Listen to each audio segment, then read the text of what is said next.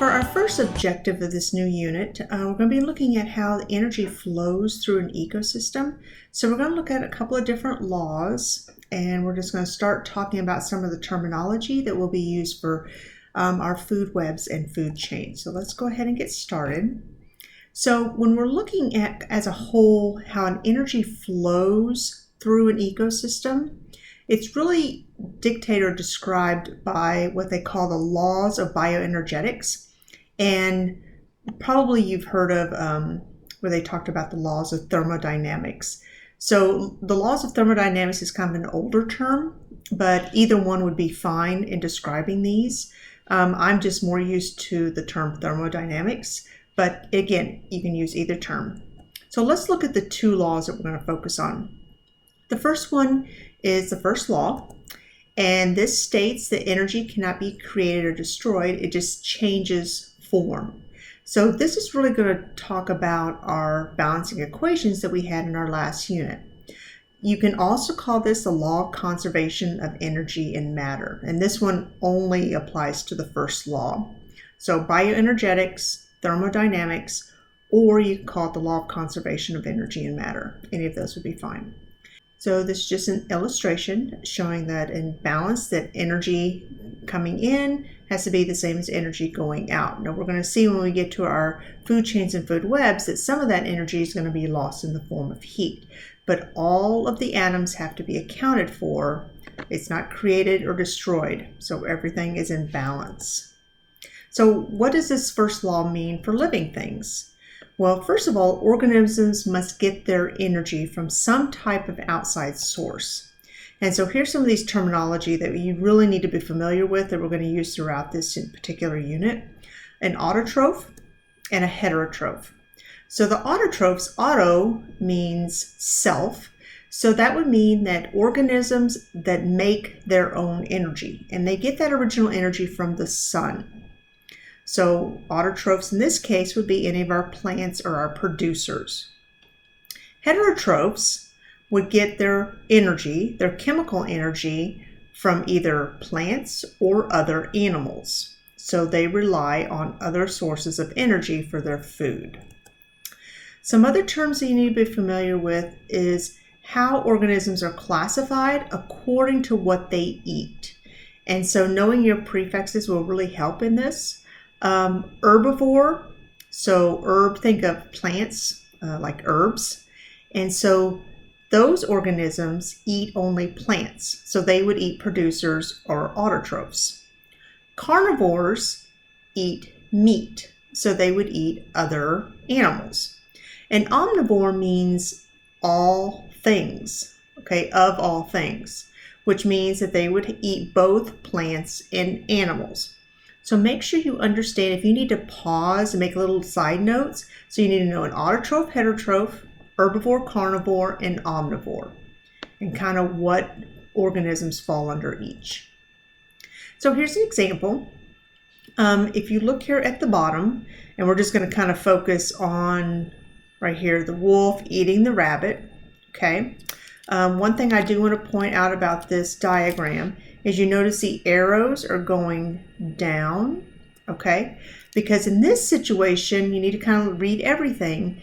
This is indicating that what is feeding on what. We're going to look at another diagram to where a food chain or a food web where the arrows are going the other way, which is an indicator of the energy flowing through the ecosystem. So back to our first law, what does that mean? Well, the wolf is going to consume the rabbit, and that's going to be, so the wolf is considered a primary carnivore, a first level.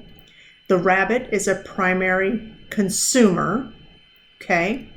As you move up the chain, you notice that it changes to primary carnivore, secondary carnivore. Tertiary means third, so it's third level carnivore. You can also call them consumers. So the rabbit would be a primary consumer, the wolf would be a secondary consumer, and so on and so forth. So the reason this is primary carnivore, because that is the first level of the carnivore. So when the wolf eats the rabbit, it's going to be a source of nutrients. That wolf is then going to break down through digestion those macromolecules into our building blocks. So we have glucose, which is from our carbohydrates, and then we have fatty acids, which are lipids, and amino acids are protein. Once in the cells, then there's going to go through a process of chemical changes, and it's going to release free energy, or energy that the wolf can use to for either muscle contraction, tissue repair, and then he's always going to lose some in the form of heat to its surroundings. So we'll see this again. I know that's a lot of information I just threw out at you, but just kind of pause, take a look at the diagram, and make sure you understand that. The second law of thermodynamics, it really deals with a term called entropy. Make sure you know this. It will be on the quiz and it will be on the exam. Entropy means disorder. Second law of thermodynamics really deals with that measure of disorganization in an ecosystem. So every system is moving toward being disorganized. And so we'll tie that into life in just a second. But it keeps using up all the energy until no more available work is done. I've got my little side note here. Not all energy can be used. So when that's the case, disorder tends to increase. And so we're going to see a reciprocal here in just a moment. I've got a little diagram here. Can any of you relate to either of these rooms? The one on the left is very messy. This may be what your room looks like, in which case it's very disorganized. You can't really find anything. So entropy is disorder. So in this instance, there's an increase in entropy or an increase in disorder. The diagram or the room on the right, it is in order, nice, neat, and tidy. So there is a lower or a decreased entropy. So hopefully tying it to your room helps a little bit. So like I said earlier, it's kind of a reciprocal, so that as free energy decreases, entropy or disorder increases. So let me give you an example with that. So if I have a log has a lot of free energy, of free potential energy. And when I light it and it starts to burn, okay, it's using up the energy, the stored energy that causes it to burn. And then what's left behind are the ashes. Well, I can't burn the ashes. All the energy has been used up. And what's left is a mess. And so when I look at this, the free energy decreases. So as I'm burning the log, the fuel is being used up, and the ashes or the mess is increasing. So if I was to tie this with living organisms, when I have food, and it's ordered, when I eat the food, the free energy is being used up as my body is digesting it. So therefore the free energy is decreasing as it breaks down the macromolecules, and it's becoming more disorganized, and so that's increasing. So here's just another diagram kind of continuing on. So the energy for the second law, that energy is changed from one form to another. As organisms eat one another, that energy is changed. So remember I said earlier in one of the other diagrams how the arrow is pointing toward the plants and is showing what is eating what? Food webs and food chains always shows the arrows away from the sun. So in this case, the energy is flowing from the sun to the plants. So this is my autotroph. And then the energy flows to a primary consumer. Then the energy flows to a secondary consumer, and so on and so forth. Okay, so that's the energy flowing through the ecosystem. In between each organism, that reaction, heat is given off to the environment. So that's why all this heat, heat, heat. Okay, so it's being released into the environment. And you might want to just take a look at some of the terminology at the top. So you can see that each level, if I was to break this down into levels, okay, this is the first trophic level. Okay, so those are my plants. My secondary trophic level would be my herbivores or primary consumers. My third trophic level would be my carnivores, could also be omnivores, or my secondary consumers. So you see a lot of these terms could be basically used for same levels.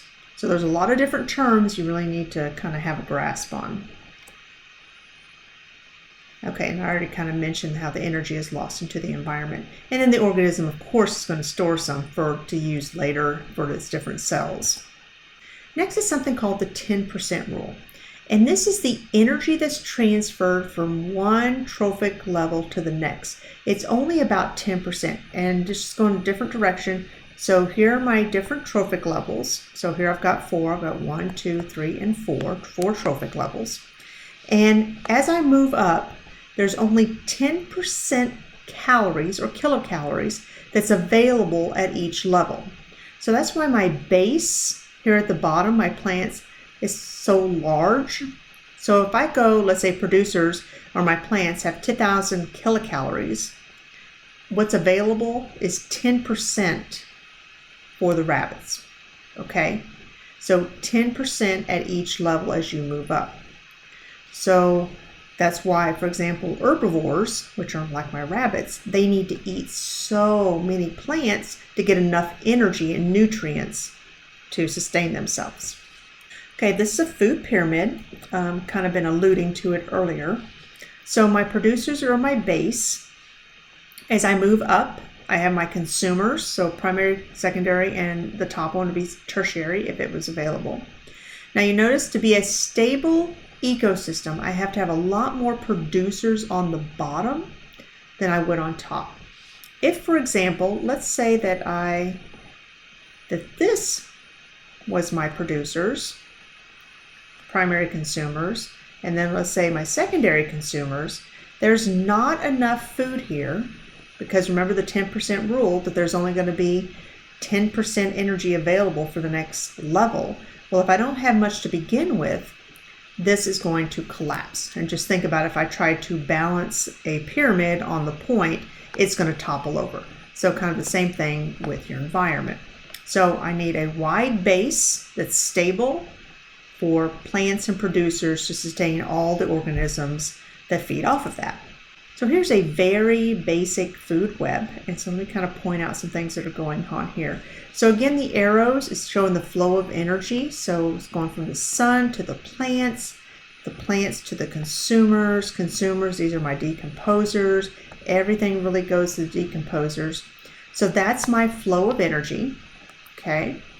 And then the blue are the nutrients that are flowing through the ecosystem. And you know, something that's added is my nutrient pool. So, and then from that, the plants are going to pull from the nutrients. That would be like potassium, nitrogen, something that is broken down from the decomposers from both plants and animals. And so they replenish the nutrients that the plants need to survive.